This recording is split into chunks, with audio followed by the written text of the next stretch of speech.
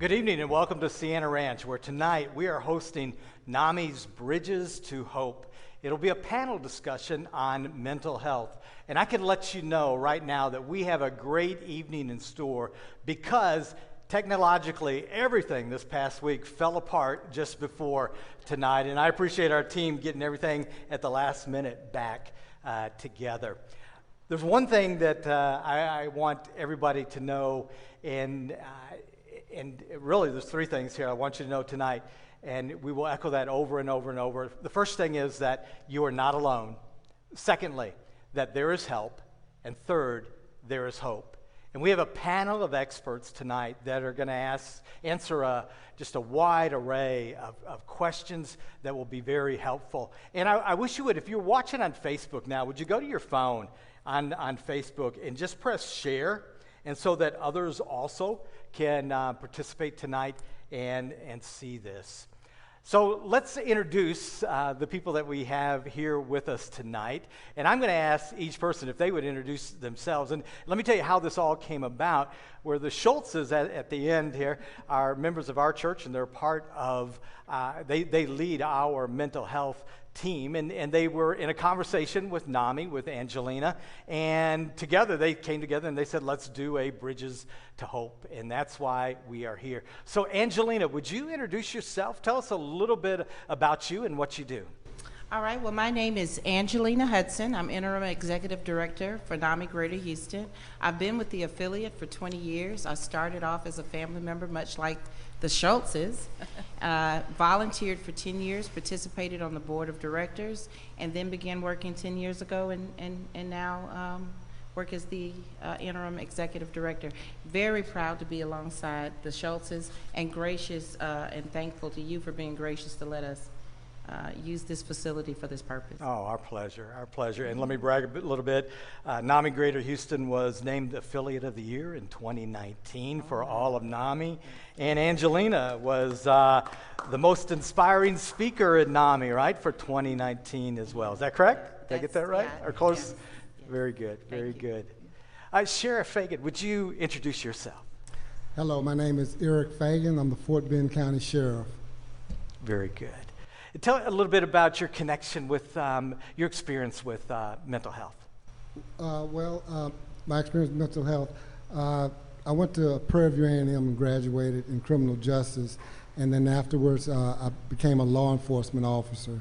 During my time with HPD and law enforcement, I've arrested numerous people, but I noticed people that I would arrest sometimes, when they get out, they would do the same thing, or they'd be disheveled.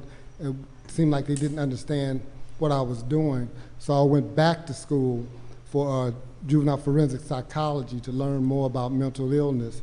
And when I did that, I learned a lot of things about it and got me interested in it and how to address it better so I can help more people. Very good. Thank you. Thank you. Omar Sese, introduce yourself, please. Good evening. My name is Omar Sese. I'm a licensed professional counselor. I have a private practice out here in Missouri City, and I've been in behavioral health for close to 20 years, a little bit, maybe a couple of years. Over that, I have a passion to serve. I transitioned from being an athlete, in ups and downs. I think I also have had my struggles. I like to say that I am not an exception. That's my disclaimer. Because we all go through things, and I think how we deal with it, that's what allows us to function well. So I think with that mindset, that has allowed me to be, a great clinician. So I love what I do, and we're going to continue to keep serving. So I'm excited to just be here and to just assist and try to answer any questions that that we can. And thank you for being here. Absolutely. And Mike and Susan Schultz, introduce yourselves. I'm Mike, and this is Susan Schultz, and so we're volunteers with NAMI. We were facilitators for a class called Family to Family, which is a class that helps family members who have a loved one with a mental illness. I was visiting with somebody in an organization just this week, and the Schultzes came up, and I realized them. I said, every organization needs somebody that champions mental health. the leader, as a pastor, I can't do all of those things, but I appreciate the Schultzes so much because they are the ones who dig in and they come back to me and let me know the things that are going on and what we need to do. And every organization needs somebody like them, a champion in that. And so let's begin with the questions. The first question that I want to ask, I want to refer to Sheriff Fagan. And so, Sheriff, 4 years ago, after the shooting at First Baptist Church in Sutherland Springs, the Sheriff's Department put on a training for clergy in Fort Bend County, and it was, I mean, the place was full. Everybody, and it was intense, it was good, it was 6 hours long, and then at the very end, your predecessor came up, and he talked about what took place there, but then he said, there's really something that is more important. And this is my interpretation of that. But he said there's kind of this invisible disease that is all throughout the county. And September being Suicide Awareness Month, he talked about the number of calls that deputies went on dealing with suicide. And I was just wondering, from your perspective, of how big is this invisible problem? Does that make sense what I'm asking here? I think it doesn't hit the news all the time like a shooting would, mm-hmm. But how big is the mental health problem in Fort Bend County? Well, my predecessor, Congressman, nailed it this time, and congratulations for him becoming the congressman. 4 years ago, mental health in law enforcement was something that we didn't really address as fervently as we're doing now because we learned more about it. But the truth of the matter is this. He mentioned that we had a large number of suicides. Well, suicide, when you talk about suicide, you are talking about mental health then there. Right now, we have, I would say, at minimum, anywhere from 30 to 40% of my calls, it has some type of dealing with mental health. It's something that we have to address right now. A lot of people don't know this, that a person with mental health disease, they're most likely not inside of a facility or a hospital. They're inside my county jail or Harris County jail. More mentally ill people are inside county jails than there are in hospitals. Well, we have to change that. We have to understand that mental illness is like any other illness, and we have to address that, and we have to have law enforcement officers get the training to recognize mental illness. So that's what we're doing. We're addressing it forefront, and I thank the Lord that I did get the training in that I'm getting the training from other agencies to come to Fort Bend County to train my deputies so we can address it better. Am I being realistic to think that if we as a community work together, we can stop or we can lower those numbers before they get to you and help could be done beforehand? Or would you want to address that? Absolutely. I think it takes a community to address this issue. I think we have to be aware, and I say this all the time, the more aware we are of what's going on, the more opportunities that we have to change something, because if we could address it sooner, we pay attention to the symptoms, looking at how, an individual behave, what their thought process looks like, and how they respond, to certain situations, then we could kind of tell. Those are some of the indicators, that we can identify. So it takes I think it takes a community. It takes everybody. Okay. Yeah. Angelina, would you add on to that? How do we recognize when a family member or a friend may be suffering from a mental illness? Are those early signs that help us to know that this is just something else? There's something that needs to be addressed, that you may need professional help or clinical support or some system of care that you need to reach out. But I want to back up a little bit and say, this is exactly why we're here tonight. We're here tonight representing the family voice and the individuals that are impacted by mental illness. That's the role that NAMI plays. We're a grassroots organization. And we are here because we know that there are signs and symptoms early in life that would circumvent law enforcement engagement, criminal justice engagement. We are hoping to partner with more churches like this one, schools, other organizations, to try to sound the alarm, like Omar said, so that we can address these illnesses before they become more serious and more difficult to treat. So what the stats say is that 50% of all adult cases have some sign or symptom by age 14. 75% of all adult cases are evident by age 24. So we know between 14 and 24, there's going to be some identifiable sign or symptom or behavior, something that we notice that needs addressing. However, most families and individuals take 8 to 11 years before they seek professional help. And there's one big resounding answer as to why that is, and that is the blame, shame, and guilt associated with these illnesses.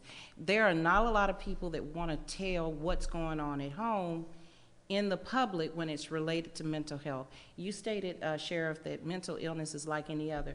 That is one of our mantras. We all say that. But the truth of the matter is that is not a song that everybody knows the words to. The public, the society does not say. Usually a family is so wrapped and shrouded in embarrassment and hurt and disappointment and blame that they're not going to reach out. We come to church, we put on our best clothes, we put on our makeup, we fix our hair, and you know, all is right in Zion. There is nothing wrong back at the house. And we do the same things in our school. We try to segregate the children that are showing signs and symptoms early. And we look at those behaviors, and those behaviors denote that they need correction or discipline, not necessarily help and intervention.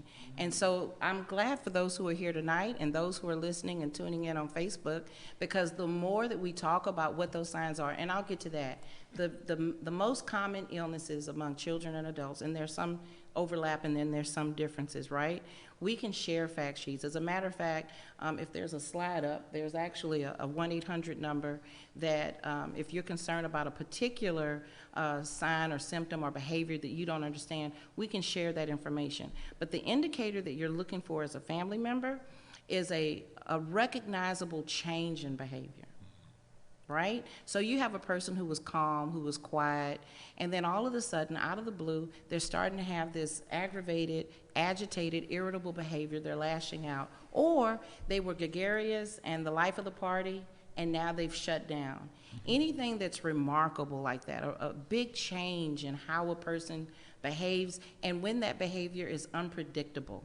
The 3 biggest signs you'll notice in an adult that is showing some distress with their mental emotional stability is their inability to keep a job, their inability to take care of their daily function. They can't get anywhere on time, they can't get dressed, they have a bank account full of money, but they can't pay their rent, they can't pay their bills, they can't, one month it's the lights, next month it's the mortgage, and it's not about money, they just cannot attend. And then the 3rd biggest sign is they can't manage satisfying relationships. You know, my mama says she loved me, but she must be lying too. They don't believe anybody is on their side. They have trouble with interpersonal relationships at work, at home, and in the public. Those are the 3 indicators. Okay, very good. So how do we get over, let me ask Omar for this, how do we get over the stigma? Education, what we're doing right now, right? You know, the more educated we are, you know, I think the more we're able to, you know, at least make an attempt to address the issues, you know. And I think we sometimes we turn a blind eye, you know, that stigma, you know, that shame. You know, we don't want to, you know, our neighbors to know, you know, what's going on, you know, and then also, you know, I think, you know, fear, you know, embarrassment, you know, those are some of the things that I think that kind of, you know, goes in the way. But you know, education, you know, the more, you know, aware, you know, we make the public, the better it is, I think. Michael, would you want to add anything to that, of just getting over that stigma? I agree. It's the education. You need to get out and learn more about what it is you're dealing with, and then taking care of yourself. That's part of Nami's Family to Family, is learning first to take care of yourself so that you can take care of your loved ones and help them to the recovery. So. Yeah, I would second that, and also say we went to our first Family to Family class as participants 2 years ago, and it was, you know, a godsend for us. And we felt so strongly about it that at the end of the class, we signed up for a facilitator training the next month because we wanted to share that class with other people. It's the education, follows. Yeah. And it's not part of it. It's that I'm the only one in the world that is going through this, and and realizing that, I guess that's in the education, but realizing I'm not. 20. How many percent do we deal with? All the percent, huge. What? Give me the facts. Yeah, so it's one in 5 adults will be impacted by a mental health condition. Now, since the pandemic, that statistic has turned into 1 in 3.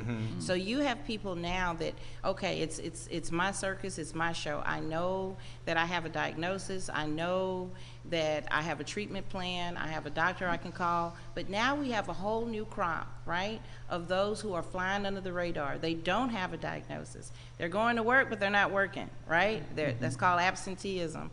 They're driving, but they're passing up their exit, or they're demonstrating an increase. There's an increase in road rage in the public right now because of these undiagnosed feelings that people are not able to regulate. So yes, 1 in 5, but right now 1 in 3 is what we're dealing with. And what I know to be true about NAMI is a national organization with over 900 affiliates across the country. We have over 25 affiliates here in the state of Texas. The psychoeducation and support groups that are provided through NAMI are absolutely free to the public.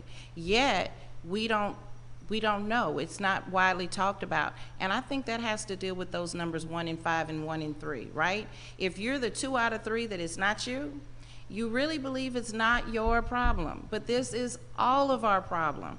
If a person is living in your neighborhood, going to your church, attending a school with your children, and they have a mental health problem and it is not identified and it is not treated, it's only a matter of time before you're going to call Sheriff Fagan's office, right? And that's not the time to call. The time to reach out and help that person is when those signs and symptoms are manageable. And what NAMI does best is education. But you're right, Pastor, that with education, you find that you are not alone. That you find that you've got to put your team together. You cannot do this alone. You can't be the answer to the problem by yourself. You're going to need a care team. You're going to need a separate care team for you, a cornerman to say, you got this, you can do it. You're going to need skills. You're going to need training. Yes, the not alone, but we were talking right before this panel started.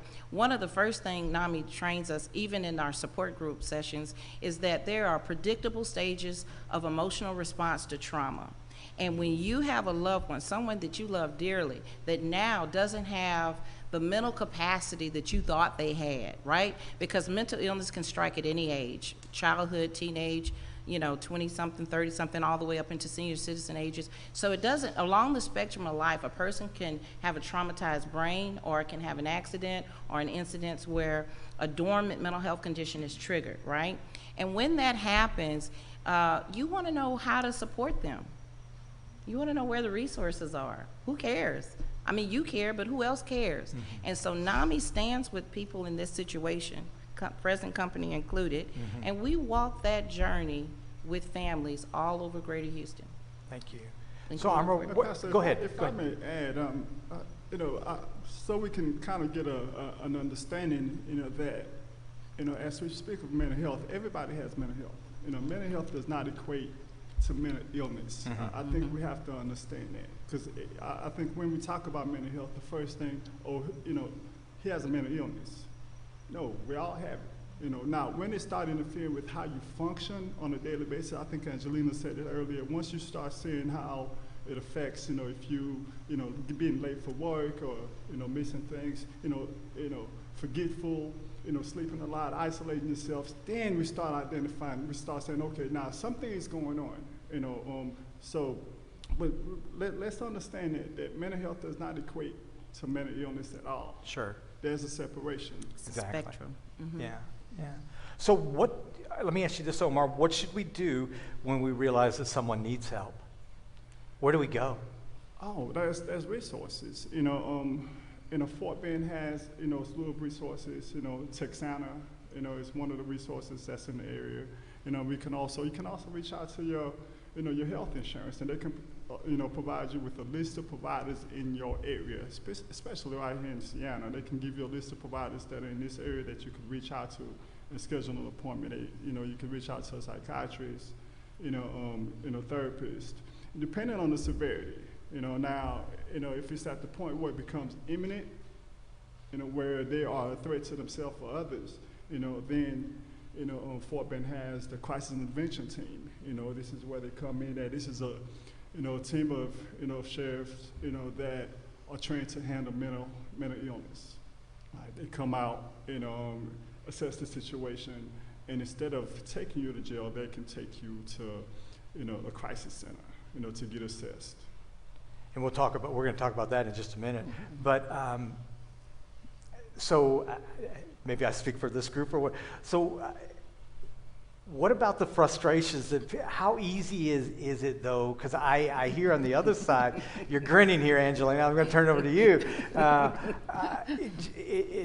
As I work with people, it's just very frustrating to get people to the right help and to, we know these names of these organizations. We call some organizations, and then we don't quite get the help that we're looking for. So are there any keys to working with the system to be able to get help? The best answer I have for you is that there are support groups all over the city. You say, I am not going to go to, I was one of these people, I can tell you. I'm not going to go to the support group and listen to other people's problems. I need help. But if you stand up in a support group and say, this is what I'm going through, what have you tried? You're going to get so many recommendations of tried and true. No, there is no one path. There is no single, because you're dealing with someone who may be a little off balance with their own mental capacity, and you're trying to convince them that they need help. And sometimes they don't want help, or they don't think they're the ones that need help. They think you're the one that needs help. So when that happens, you have to put together a plan. And let me tell you, I can speak on behalf of the Schultzes. It doesn't make us happy to hear about the crisis intervention team, because we never want to meet the crisis intervention team, right? Right. We want to know what to do long before we call 911. That doesn't soothe anyone who's walking this journey. Sure. So what I can tell you, and so in light of the fact that there's a million right ways to go, you just have to find the one that works for you. I can simply say that it takes 14 organizations for me to sit here today. NAMI is just one of them. And what I love about NAMI is that we share a wealth of resources through our warm line. There are other nonprofits and mental health serving agencies in the city that are very specific to certain diagnoses, certain behaviors and problems and issues that come up with housing and employment and all, expenses. And so because of that, you have to put together the right team for you and your loved one. And you have to also be honest with yourself about what are you willing to do. Mm-hmm. And you have to make that decision as early as you can and give yourself the grace and the permission to change your mind, to change your course. But this is a lifelong chronic disease. And so you have to figure out, what are you going to do if this happens and then if that, and then work with a group of people who are like-minded. We call ourselves Nami Families. This is my family. The Schultzes are my family. Mm-hmm. Because, there are sometimes if you have biological family members that are not going through what you're going through, they're never going, I can just look. There are so many things that don't have to be stated between me and the Schultzes. We know each other in a very deep and intimate way because of the journey we're in. And I think it's the same if you have cancer and then you meet other families that are dealing with cancer. It's the same if you have families that are dealing with, leukemia or any other kind of kidney disease, any other illness. You start finding your people. So I say with NAMI, if you want to know what to do first, find your people. Okay. Find the people that care and see how they can support you. So true. That's very true. Yeah. Can't add anything to that. Yeah. And that's what we found in our first family-to-family class. We were just kind of lost, and we didn't know what to do, and we ended up in a class with, I think, about 14 people altogether, and with a wide variety of mental illnesses in their families, but they all were, sympathetic to us, and were very, very helpful and supportive like you said, they were our people. How far did you drive to that class? It was in A-Leaf off Bel Air, so 20 miles. It doesn't matter. When you find hope, and that's what this is, Bridges to Hope. When you find the hope that you've been seeking, somebody to let you know that, yes, you're not alone, but people do care. There is help. You don't have to go this alone. You'll drive anywhere. You know, I drove quite a distance from here, too, when I took my first class, and I grabbed my neighbor when I took the class the second time, and some more friends when I took it to the third time, because these classes are free. And they're very specific to the population. We have classes for parents of children. I know you didn't ask me yet, but we have classes for the parents of children. We have classes for veteran families. We have classes for clinicians, because clinicians too, many clinicians, this is not their journey.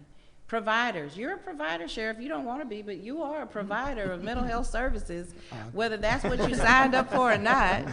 And we have classes for providers because we want a network of support in our communities. And it's just been an honor to work along a lot of the people that you see here at the table. There's many more like this in our community, and we need to ring the bell.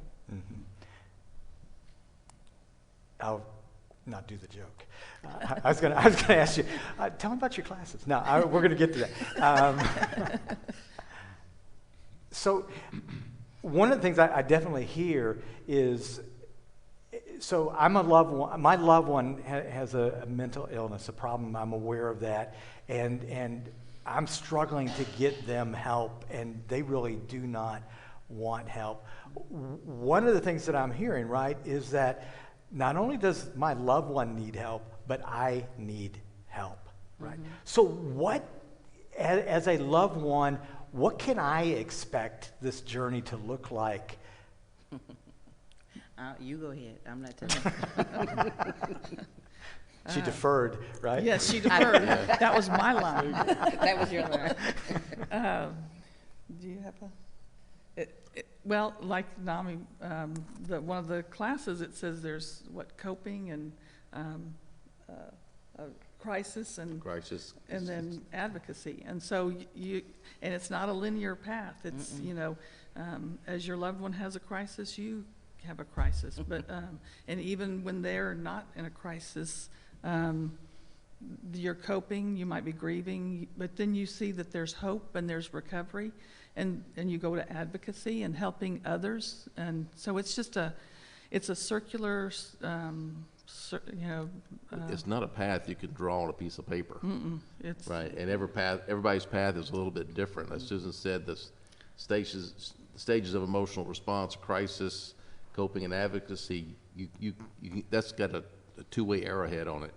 You can be, where you think you're coping, and then all of a sudden your family's in a crisis again. How did you get to that point? I mean, was there a time where you're looking, okay, we just do this, and then all of a sudden you get to the point of realizing that it's 2 steps forward, 1 back, or that there's an acceptance? I know for me, whenever I found Nami, and it helped. I mean, and it's a 2.5-hour class, and I can't tell you that it seemed like 15 minutes. I mean, I wanted to be there. And I couldn't, and it got over too soon, because I was with my people, and when I realized that, I knew that I needed to help others, and I knew Nami has a need, and I felt like I could step in, and be that help, but that doesn't mean we won't have crises or sure. But I know now that there's resources out there that I can go to, so that I don't have to call. Yeah. And that's all of us, right? We all have crises that come up, and it's managing those along the way. I do have one bit to input, and that is it changes who you are. It changes who you are, and it also changes what you put your confidence in, right? And I think at the end of the day, and I know this is so cliche, but it has made me a better human. Sure. And it's helped me to look at people and meet people that I never would have met had I not been in this journey. And there is a grieving process. I will not deny that, because it's just like you've lost something. You hope for something, or you expect it. It's not just an adult child. It could be your spouse. It could be your parent. It could be your favorite aunt. You know, it can be your coworker, but there's an expectation we have in the relationships that we call dear. And when that person is struggling with something that you can't fix, a little bottle of medicine does not take away all of the struggle that person has and how it impacts your relationship. And when you finally realize that's just how it's going to be, yeah, that grief, it comes in, and you go through those cycles of grief.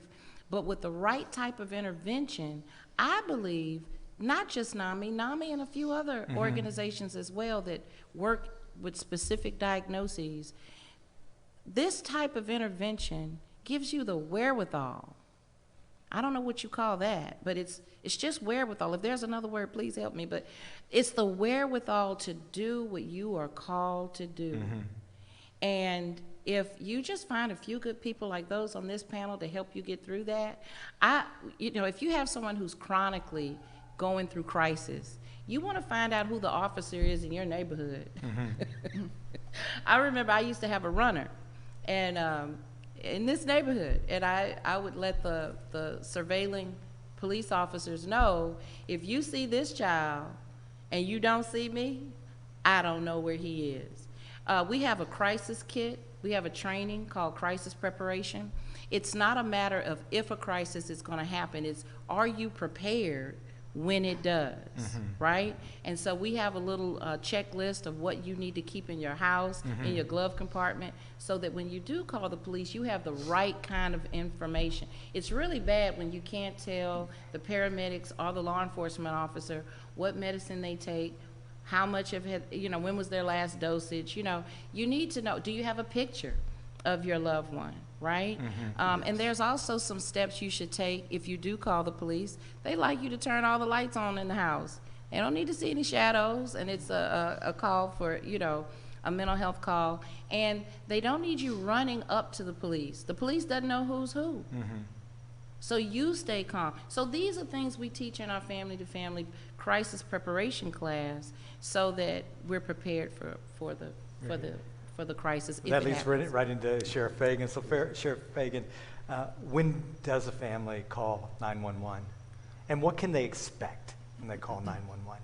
When they call 911 for someone that's in crisis, you need to let the dispatcher know that you have a person in crisis.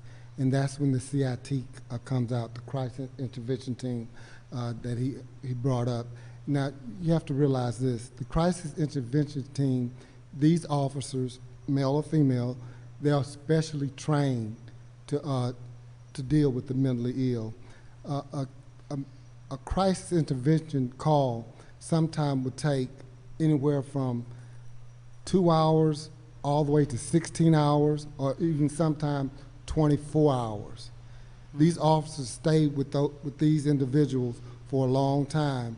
And as you just mentioned, certain houses we have marked in dispatch that we know that we get calls there, and so they're used to a certain officer being there. We know it's important for that person who's in crisis to see the same person. They want some form of normalcy. So we do that. When I came to Fort Bend County, the crisis intervention team only had 10 officers. I'm trying to double it. I got the Commissioner's Court to give me 5 more crisis intervention officers. We're working to have even more. But I want you to know that law enforcement, we're taking this very seriously.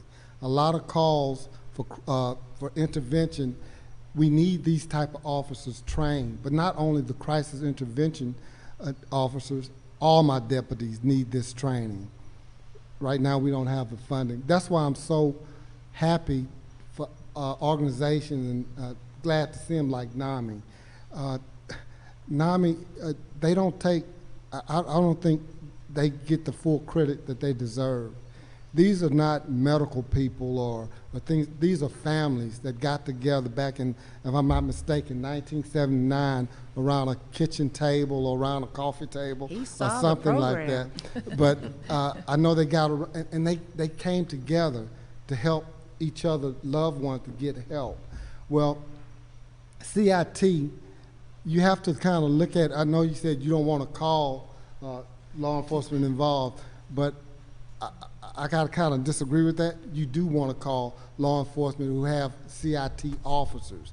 You want to get with your public officials and let them know that you want to have a CIT team in your agency, at Pearland, at Missouri City, at Sugarland. I'm not saying they don't have it. I'm just using those cities as examples. But you need that. We need the funding. I need funding to have more CIT training with all my deputies. Look, I don't want things to happen where an officer have to use deadly force on a mentally ill person. That's the last thing when you call for help. You're calling us to come help, but I don't have the office. I only have 10, and they can only go so far. But I'm doing more training, and I'm gonna reach out to Nami to have them come into my office to do training with all my deputies. Look, I had the train. I got my master's in juvenile forensic psychology. All my deputies don't have that training, and I don't expect them to have the training that I have, or to know the things that I know, or to know that when you see a person in crisis, they have a thing called textile where they'll have a little coin and just rub it, and the officer comes up to him and is like, this, you can go on YouTube and see it. He thought the kid was rolling dope or had some type of drug. He didn't. He had a piece of string, just he was rubbing to keep himself calm, and the officer tackled him because he wouldn't listen to his call. He didn't recognize the signs, things like that. These are type of things that all officers need to know. When we're talking to someone, they might have auditory hallucination. Yes, you think that they are not listening to you, but in their minds they're listening to someone else. So when they're looking far off, the officer need to know to look for these certain things. Or if the person don't want to be touched, the officer needs to know that you can talk to them calmly. Let them know what you're going to do step by step, things like that. Look, I'm kind of cheating because I have my daughter. She's a psychiatrist. She's a doctor. So I know they think, how you know how to? Well, my daughter's a psychiatrist, so I talk to her as well, and I get information from her that I take back to my agency. Mental illness, I can't stress it enough. It's like any other illness. You take pills for your diabetes. You take medication for cold. If they're on their medication, that's one thing that family members need to know. Pay attention to the medication that they take. They need to take it. A lot of this medication make them feel droggy and dull, and they don't want to take it. And then they get off of it and they become manic. And so these are the type of things and that kit that you were talking about, I love that. Get that out there more, and I'm gonna take that back to my office as well, so I'm gonna steal that. That is, because we need to know this type of information. When the last time they had their doses, things like that, that's excellent. These are the type of things that we need to share together. Look, there's an African proverb that it takes a village. It does. It takes a village for mental health. So I'm a big proponent of it, and I'm just so very grateful to Nami and to you, Pastor, for doing it, to let your parishioners know about it, because it's an important thing. More and more people, once they learn about it, they want to become involved. They want to become involved. We got to take the stigma away. I have a question, Pastor Dean, and this might be something that Omar, Sheriff. If you wanted to file for a mental health warrant, because as you know, adults have a decision. They can say, I don't want medication, yes, I don't want treatment, and then the family is just, they don't have a recourse except for you can call and ask for a mental health warrant. And I'm sorry, but I don't know how to do that in Fort Bend. You want to go ahead? Well, it's through the courts. You have to go through the court to issue a mental health warrant, because everyone has rights. Everyone. And sometimes it is very rare, very rare, where people take advantage of it and they're trying to use that to get, so we look at that very seriously. It's through the court. And I have to say this about Fort Bend County. We have a diversion court in Fort Bend County because of mental illness. We don't treat mentally ill people the same as we do ordinary, because we have to change it. A lot of people don't know this. When a person arrested in my county jail for a crime, and then a mentally ill person is arrested for that very same crime, that person with the mentally ill, he stays in my jail 6 times longer than the person without the mental illness. Why? Because he get other charges put on him. Other charges put on him. I'm not trying to disparage any law enforcement agency, but once I became sheriff, I stopped them from filing other charges on our mentally ill patients because it's not their fault. It's not their fault.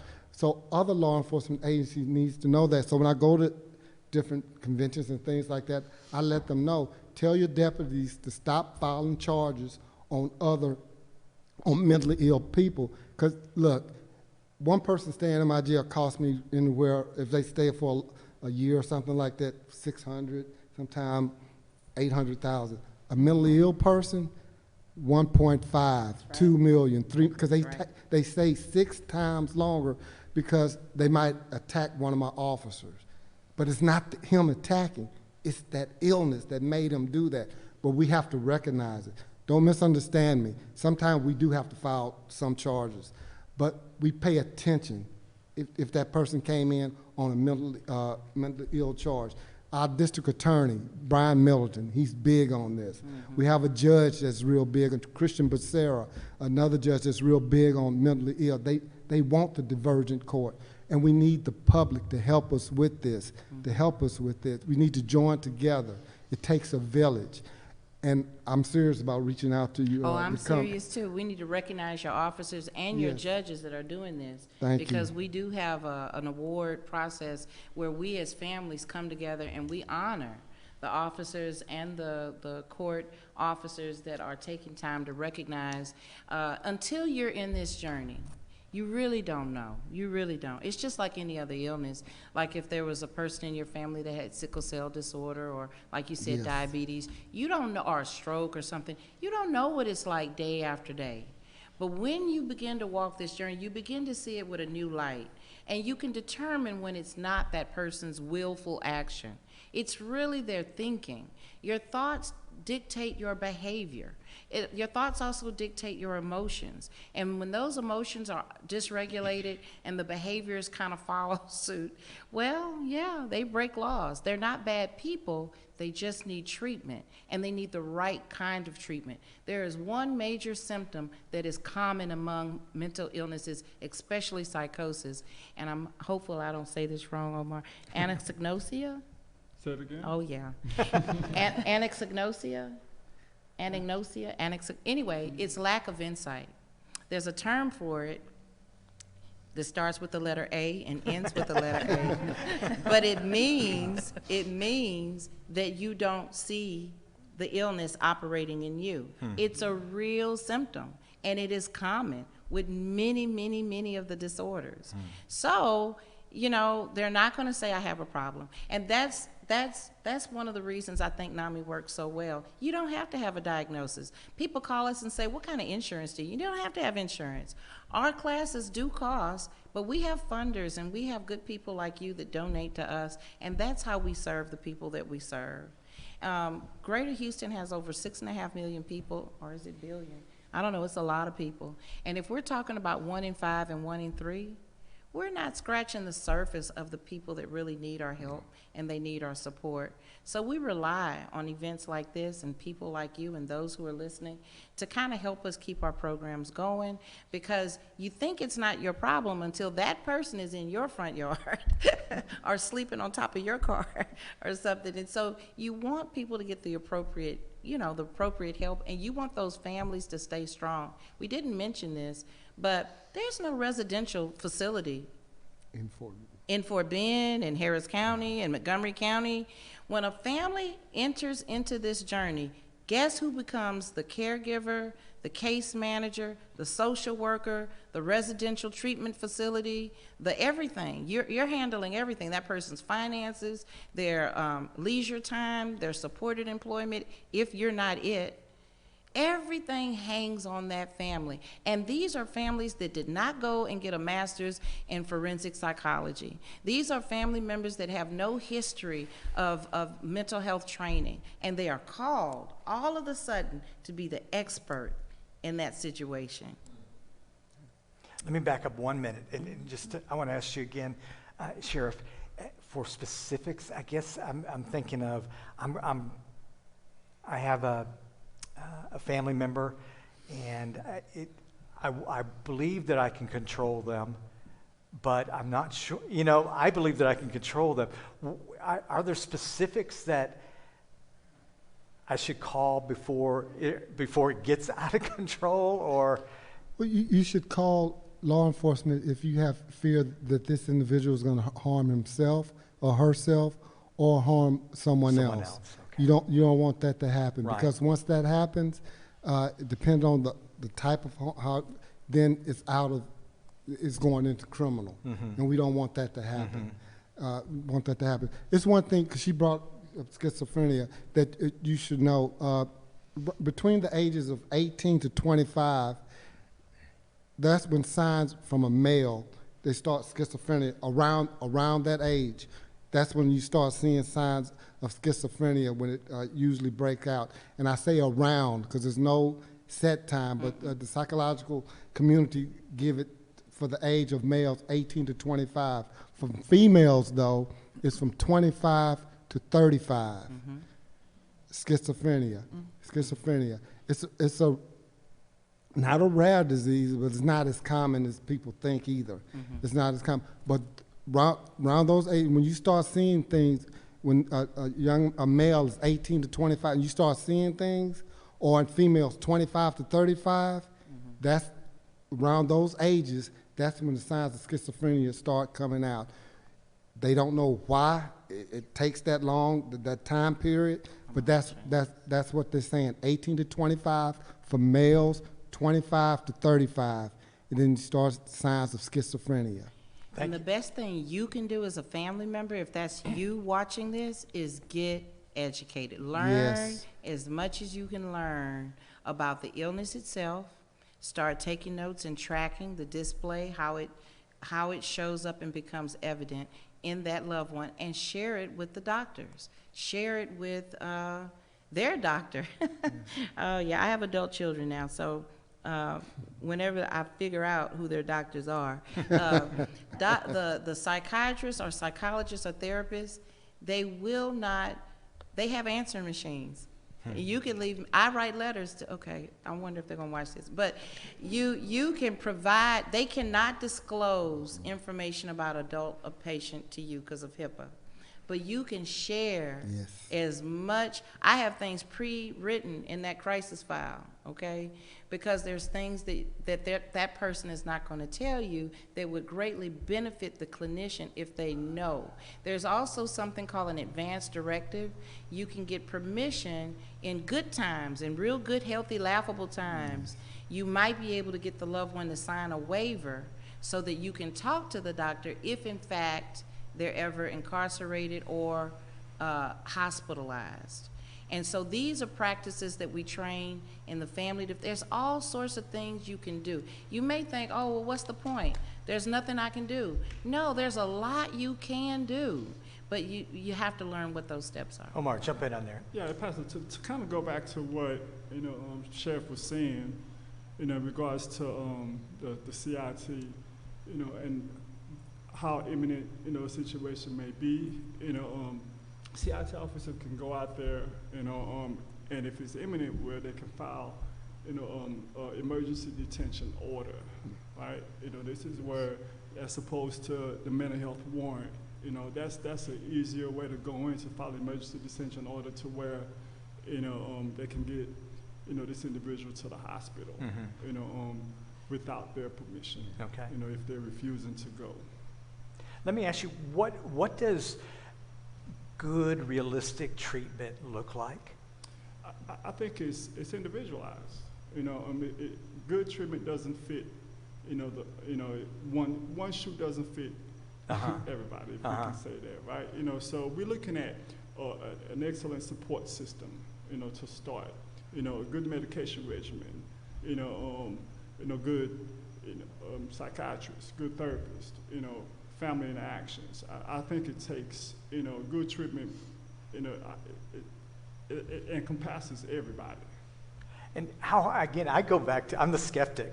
I realize that, but I go back, that's really difficult in this system. It seems to me at times the system is siloed, you know, and so it's difficult to find so I guess you have to fight for that loved one, right? There's to make sure that that system is in place. It never stops. You have to What- be your loved This one's is a advocate. lifelong commitment. Yeah, I think yeah. Angelina said But I it guess we go earlier. back, it's not the quick fix. Absolutely not. Yeah. You know, we're looking at something long term. You know, so, you know, I like to ask this question: do you love your life? Right. So, what are you doing right now to, you know, supplement that life? You know, you know, your future life. Right. So, you know, I mean, it takes everybody. Yeah. It's a lifelong commitment that requires work every single day. Sometimes it may require more work. You know, as the show says, it's not a linear process Right. at all. And it's going to be some ups and downs, you know, but I think as long as you continue to keep going, continue to keep moving, you know, there is progress. We do recover. Right. All right? Good. Susan, what does a good support system look like? Oh, I was just thinking that. That's a good I read your question. mind. You did. You know, and I was thinking it's here. It's, you know, you've got your psychiatrist, psychologist, therapist. You've got the sheriff's office's support. I mean, I think we have a good, Fort Bend County has a great, you know, the sheriff's department wanting to get involved in that. We've got Nami and Angelina's awesome. So that whole Nami education support, and then the church too. You know, our church family is certainly part of that support system. So I think all of that Thank you. is part of the Yeah. system. Let's ask the question of what services does NAMI provide? Well, those that I haven't mentioned already. Yeah. So basically, our pillars are support, education, and advocacy. The way we provide education is very individual. No two families are going to go through this journey the same way. And so we have 5 different education programs for very specific populations, for families with adults who are diagnosed, for families with children diagnosed, for families that are military families. And let me tell you about that military class. No mental illness language. We've taken all the language that refers to mental health and mental illness vernacular out of that curriculum, because we've noticed that our military families, if you say mental illness or mental health or bipolar and these types of terminology right away, they're not going to engage. We have classes for providers. I mentioned that earlier. And we have we have a class called Family and Friends. You know why? We found that good people just want to take our classes and they don't have anyone in their family impacted. They just want to learn what to do.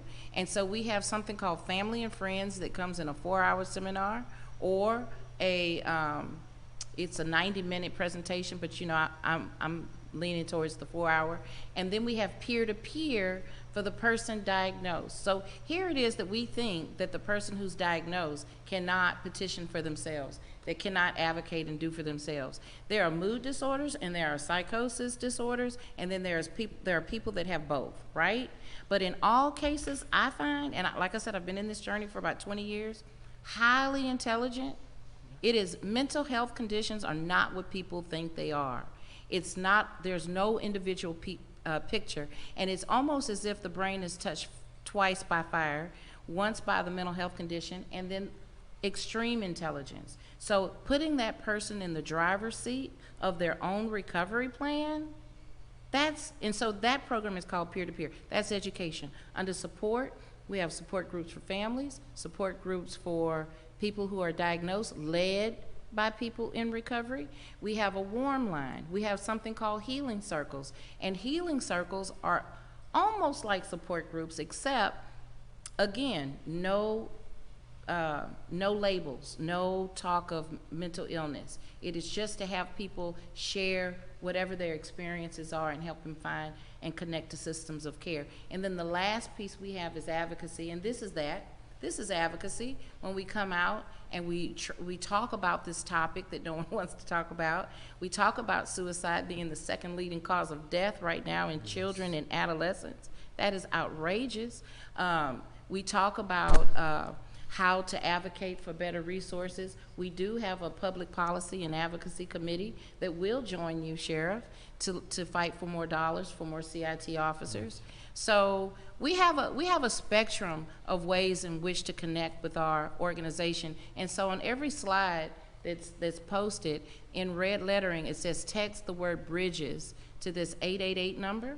If you had a question here and you want to ask later just one-on-one, or if you want to get involved, engaged, you want to do something to help people in this journey, then if you send your information through that 188 number, 888, yeah, then we will call you back. But this is how we engage in our communities, and we're servicing people all over the country. So if you have some family members here and some family members in another state, well, you can connect, go through the same type of training, and you'll be on the same evidence-based, research-based curriculum page, because all of our programs are reviewed every 2 years by our medical director, Dr. Ken Duckworth, and we're just one big NAMI family.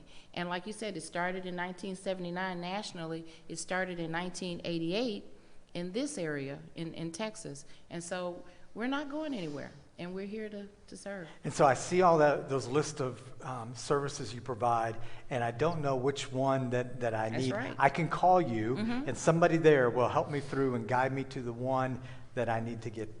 That right? 4483 number, you call, or you can talk to the Schultzes. And we also have on the back table, if you're here tonight, you can pick up flyers pick up that might help you information. too. So, Very good. What improvements for the sheriff? What improvements still need to be made in our community? Well, I have to piggyback on what they said. The improvements is education, knowledge. If we can get this education out to the public and the knowledge of what to do to help the people with the mental illness, I try to tell everyone that talk with me about mental health is that you have to look at it as any other illness. Like I said at the beginning, if they take their medication, if they keep their appointments, they can have a normal life. And like she said, they are very highly intelligent people. Mental illness cross all spectrums. Doctors, lawyers, police officers, all are affected by this. And now the number is getting even greater because of this pandemic. I see mental health calls to my CIT. It went up over 45 to 50%. We're doing the best we can. Believe law enforcement is out there. Other law enforcement agencies are backing. All the law enforcement agencies in Fort Bend County, they are all concerned about mental illness. I know I'm the sheriff, but I have to commend all the Missouri City Chief of Police, Stafford Chief of Police, Sugar Land Chief of Police, all of them, the constables, Precinct 4, Precinct 1, 2, and 3, all of them are dedicated about addressing mental illness because it affects all of us. It affects all of us, and it's touching law enforcement now more than ever. So we need your help and we need your support in this fight to address, I shouldn't say fight, to address mental illness, because it's our loved ones, it's our family, 1 in 3. Look, in this room right now, it may be 1 to 2 people right now with a mental illness in this room with us right now. The odds are it's at least 2 people in this room with a mental illness. So it touches everyone. This is not an isolated thing. We can't look at it like anymore. You know the old saying, the war against drugs, well, it's a war now against mental health, to get the help to the individuals. They deserve it. They're our family members. They're our loved ones. So please support NAMI. I want to thank you all very much for sharing with us today. I want to give everybody one final word. Is there something that you would want to leave us with, and I mean a word, you know, just a short sentence of just what, if there's something that maybe it's been said multiple times, but it's the last word that we need, or maybe it's something that we didn't hear, but it's on your heart right now that needs to be said. And then, along with that, if you're open to that, and I believe everybody is, how would we contact you if we have additional questions for you? Would you start, Omar? Yeah, I would like to say that, you know, to kind of revert back to what I said earlier, you know, mental health does not equate to mental illness. I think we all have mental health. You know, nobody's an exception. You know, as Sheriff said, it can happen to you. Matter of fact, it may be happening to you right now. You know that you're not by yourself. Help is there. Resources is there. You know, reach out. You know, get the assistance that's needed. Sure. My slogan when I ran for office is that we have work to do. So I use that every day. We have work to do. So let's work together and we can address this. I'm a man of faith, so I also say pray. Pray for individuals, pray for one another, and we can get through this. And thank you, and God bless. Mm-hmm. I just wanted to add that this is a big job. There is a lot of work to do. The numbers are growing and increasing all the time. But when you look at what your contribution could be, don't try to tackle the entire mental health dilemma in Fort Bend or Houston or Texas. You know, I think there was a scripture that says one man plants the seed, another man waters, and it's God who's going to yield the increase. That's right. So do your part. Just do your part. Find something that you can do and do that. Well, to follow up on what Angelina just said, Susan and I are facilitating a family-to-family class on Tuesday nights here at the church. We actually started last night, but you still can get in the class. We'll meet at 6:30 to 9 o'clock, and we'll meet again next Tuesday. Very good. And I would add that God is redemptive, and God takes the worst things of life and is able to make them beautiful. That's the work of God being a part of all of this as well. I'd say at Sienna Ranch, we're involved. We just started a series that we're looking at well-being and health. And I will mention that in 2 weeks, Dr. Matthew Stanford will be speaking. So anybody that would like to hear him, he'll be at our church. And then the following week, we have Dr. Jeff Fry. And Jeff is going to, with our congregation, he has a wellness assessment that looks at 10 areas of our life, and it's your own personal understanding and thoughts about that. And he said it's just a conversation starter to see where you see things are short or strong. And we're hoping that will enable us to have further conversations and to see also what's the next step that we each need to take in our own well-being. And those are some of the things that we have coming up. And I want to thank you all so very, very much for being here. I do want to close with this. If you're up to it, I wanted to close with a story of hope.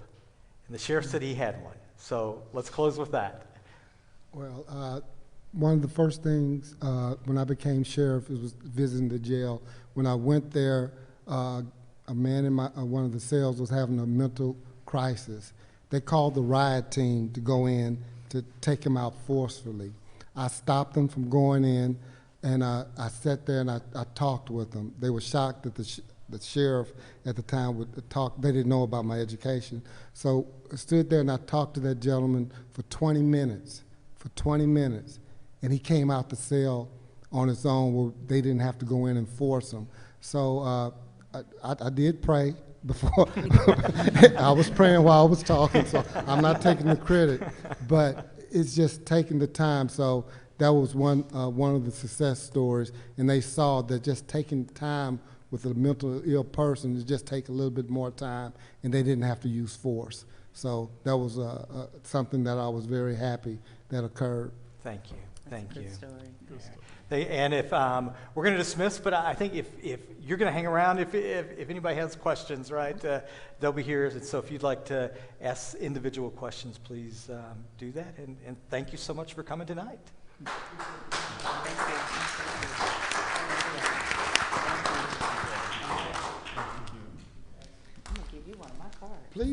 We turn And, this off. Well, thank you. Captain Yeah. Johnson, Can I give you a card just to? do the training. I'm serious about the training.